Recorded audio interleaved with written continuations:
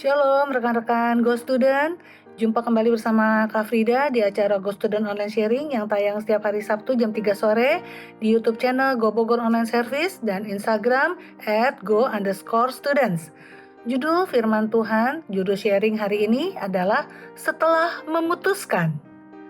Bagi mereka yang lama hidup melajang atau jomblo dan sering dicecah pertanyaan, kapan menikah? Momen mereka menemukan jodoh dan menikah seolah seperti akhir yang melegakan. Namun, tentunya kenyataannya tidak demikian. Hanya kisah dongeng yang menjadikan pernikahan sebagai penutup happy ending. Pernikahan justru awal banyak kisah baru. Begitu juga para mahasiswa yang berpikir momen wisuda adalah garis finish. Justru itu adalah garis start untuk memulai mempraktekkan hal-hal yang selama ini dipelajari di bangku sekolah. Hal yang sama juga dalam membuat pilihan atau keputusan. Membuat keputusan memang kadang tidak mudah. Namun, setelah keputusan dibuat, maka jangan berpikir bahwa tugas kita selesai. Karena yang lebih penting adalah bagaimana kita akan mempertanggungjawabkan keputusan itu. Mari kita baca Lukas 5 ayat 11. Lukas 5 ayat 11 berkata, "Dan sesudah mereka menghela perahu-perahunya ke darat, mereka pun meninggalkan segala sesuatu lalu mengikuti Yesus." Keputusan Petrus mengikuti Yesus bukanlah akhir, tapi justru awal dari kehidupan yang luar biasa. Dari penjala ikan menjadi penjala manusia. Dari nelayan sederhana menjadi pengubah dunia. Namun, kita tahu perjalanan Petrus tidak lantas jadi mudah. Ia bahkan sempat terpuruk setelah menyangkal Yesus 3 kali. Tetapi ketika ia mau memperbaharui relasinya dengan Yesus, perjalanan baru ia hadapi.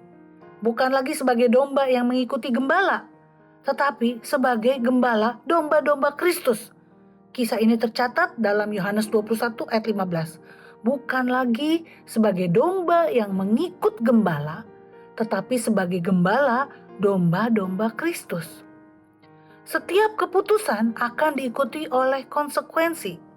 Dan dari konsekuensi itu kita merespon dengan mengambil keputusan-keputusan lain yang juga punya konsekuensi lainnya lagi.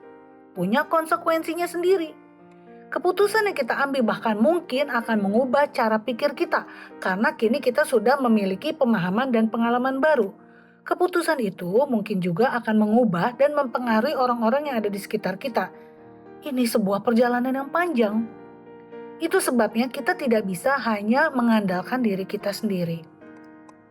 Kita butuh komunitas positif yang bisa memberi masukan, memberikan dukungan untuk kita mengambil langkah-langkah yang benar yang tidak merugikan diri sendiri dan orang lain.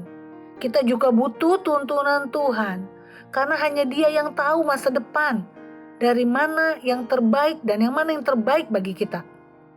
Ingat selalu hal ini sebelum kita membuat keputusan. Kita perlu komunitas positif, kita perlu tuntunan Tuhan. Amin.